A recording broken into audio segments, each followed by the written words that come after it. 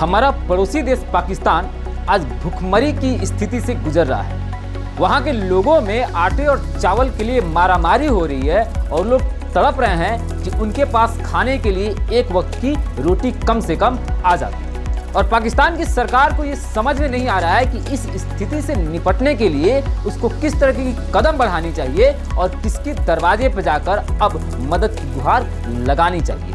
लेकिन सवाल है कि क्या 1947 में जब पाकिस्तान का गठन हुआ तभी से पाकिस्तान की स्थिति ऐसी रही है? क्या 1947 से ही पाकिस्तान हमेशा खाने के लिए मोहताज रहा है? क्या पाकिस्तान की आर्थिक स्थिति शुरू से ही इसी तरीके से डमाडोल रही है या इसके पीछे की कहानी कुछ और है? लोग बताते हैं और जानकार ये भी कहते हैं कि जब पाकिस्तान का गठन हुआ 1947 में, तब उस वक्त पाकिस्तान एक संपन्न देश के तौर पर उभर कर सामने आया था। पाकिस्तान के पास किसी तरह की किसी भी चीज की कमी नहीं थी। कह सकते हैं कि पाकिस्तान के पास सभी संसाधन जो है वो सोने की प्लेट में देकर उसके सामने परोस दिया गया था।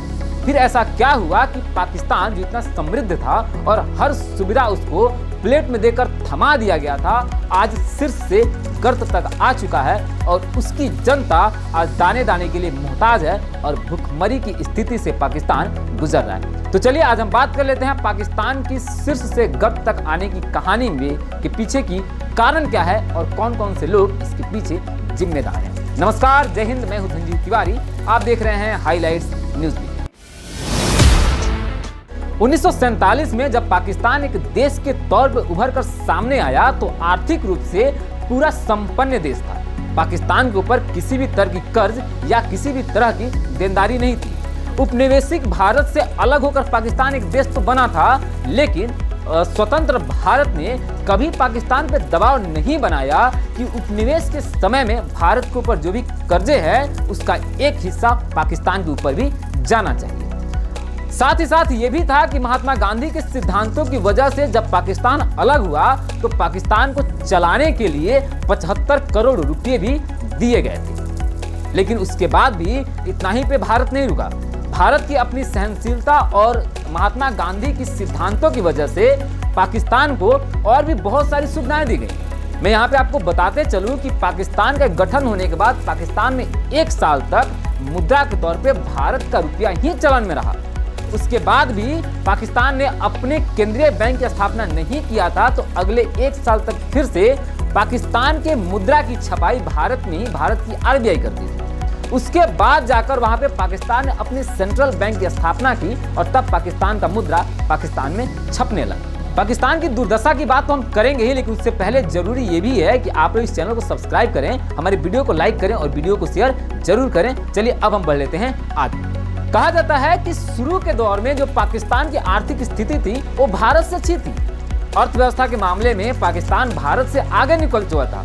पाकिस्तान के पास बहुत सारी प्राकृतिक संसाधन भी है जो पूरी दुनिया में पाकिस्तान को अलग ले सकता है। यानी कि कह सकते हैं कि जब पाकिस्तान का गठन हुआ था उस वक्त पाकिस्तान जिस तरीके से चल रहा था, अगर उसी ढर्रे पे चलता रहता तो पाकिस्तान आज के समय में विकास की गति से आसमान को छू रहा होता। लेकिन फिर ऐसा क्या हुआ कि आज पाकिस्तान की इतनी बुरी हालत हो गई है? जब पाकिस्तान का गठन हुआ तो हो ना हो कि पाकिस्तान के मन में एक खोट था और शायद खोट था एक अलग पहचान बनाने की और अमेरिका ब्रिटेन जैसे विश्व शक्ति बनने की। इसीलिए बंटवारे के जस्ट बाद ही पाकिस्तान ने भारत पे हमला किया। शायद पाकिस्तान के पीछे की मंशा यही रही होगी कि भारत पे हमला करके भारत की जमीन को अपने कब्जे में कर लेने के बाद शायद पूरी दुनिया एक ताकतवर देश के तौर पे पाकिस्तान को देखेगी। लेकिन पाकिस्तान का ये मंसूबा क्लियर न हो सका। अब पाकिस्तान की हंसती खेलती जो देश चल रहा था, जो वहाँ के लोग काफी संपन्न थे, अब पाकिस्तान के सरकार के मन में एक अलग ही खुरपाती चलने लगा और पाकिस्तान अब सोचने लगा कि उसे परमाणु संपन्न देश बनना चाहिए। बस यही एक सोच थी परमाणु संपन्न देश बनने की कि पाकिस्तान आज इस हालत में चला गया। वैसे तो पाकिस्तान 1998 में अपनी पहली परमाणु परीक्षण किया था। इसकी शुरुआत 1974 में हुआ था, लेकिन कहा जाता है कि पाकिस्तान के परमाणु संपन्न होने की कहानी की पटकथा जो है वो 1960 से ही लिखी जाने लगी। 1960 में ही पाकिस्तान ने सोच लिया था कि अब उसे परमाणु संपन्न देश बनना है, लेकिन उसका यह मंसूबा पूरा न हो सका और 1972 में भारत से जंग लड़ने के बाद और अपना एक हिस्सा खोने के बाद पाकिस्तान को बहुत बड़ा झटका लगा और उसके बाद पाकिस्तान की जुल्फिकार अली भुट्टो की सरकार ने यह निर्णय कर लिया कि अब पाकिस्तान जो है वो परमाणु संपन्न देश बनकर ही मानेगा। पाकिस्तान उसके बाद से परमाणु संपन्न होने पर जोर देने लगा, चीन और अमेरिका के पीछे घूमने लगा और उनसे तकनीक की गुहार लगाने लगा। अब पाकिस्तान जो आर्थिक रूप से बहुत ज्यादा विकसित हो रहा था, अब वो अपनी मुद्रा की कटौती करके अर्थव्यवस्था की गति को धीमा करके अपना एक बड़ा हिस्सा खर्च करने लगा परमाणु परीक्षण और परमाणु शक्ति बनने के पीछे। फिर क्या था, जैसे ही अपने एक हिस्से को इधर खर्च करने लगा, अब पाकिस्तान की आर्थिक स्थिति की गति में ब्रेक लगने लगा और पाकिस्तान अर्थव्यवस्था में धीरे धीरे पीछे आने लगा।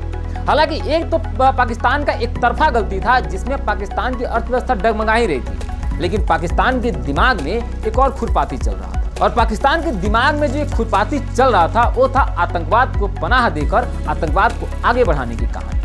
क्योंकि पाकिस्तान को लग गया था कि भारत से सीधे जंग कर जीतना अब मुश्किल हो गया है और अगर बार बार ये जंग हारते गए तो हो ना हो कि पूरे दुनिया भर में पाकिस्तान की बदनामी भी हो जाएगी। फिर क्या था, एक तरफ जहां पाकिस्तान अपने संसाधन का बड़ा हिस्सा न्यूक्लियर टेस्ट पे खर्च कर रहा था, अब वहीं अपने संसाधन का एक और बड़ा हिस्सा आतंकवाद पे पाकिस्तान खर्च करने लगा।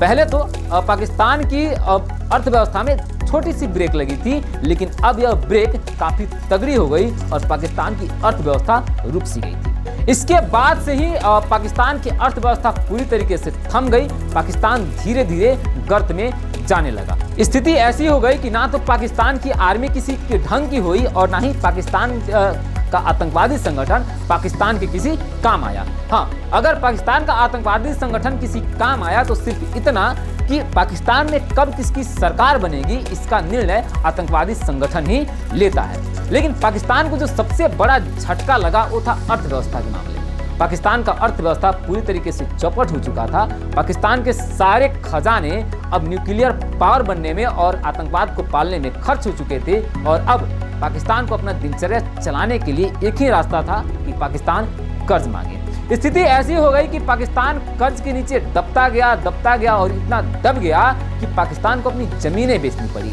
एक के बाद एक पाकिस्तान अपने कुछ एयरपोर्ट्स बेच दिए, अपने कुछ बंदरगाह बेच दिए और देश के अंदर की कुछ और भी जमीनें चाइना और अमेरिका जैसे देशों को बेच दिया। पाकिस्तान के लोगों की यह दुर्दशा देखकर बुरा तो लग रहा है, लेकिन आखिर हम कर भी क्या सकते हैं, क्योंकि पाकिस्तान की नीयत भारत के प्रति हमेशा से खराब ही रहा है। अब बात वही है कि जब सरकार में ही खोट है तो वहाँ के लोगों को दर दर की ठोकरें खानी पड़ेगी। अगर हमारे लिए कुछ है तो सिर्फ इतना ही है कि हम पाकिस्तान से सीख सकते हैं और इस तरह की दुर्दशा होने से अपने आप को बचा सकते हैं। बाकी आप क्या सोचते हैं हिंदुस्तान पाकिस्तान के रिश्तों के बारे में, पाकिस्तान की इस तरह की स्थिति के बारे में कमेंट बॉक्स में जरूर बताइए।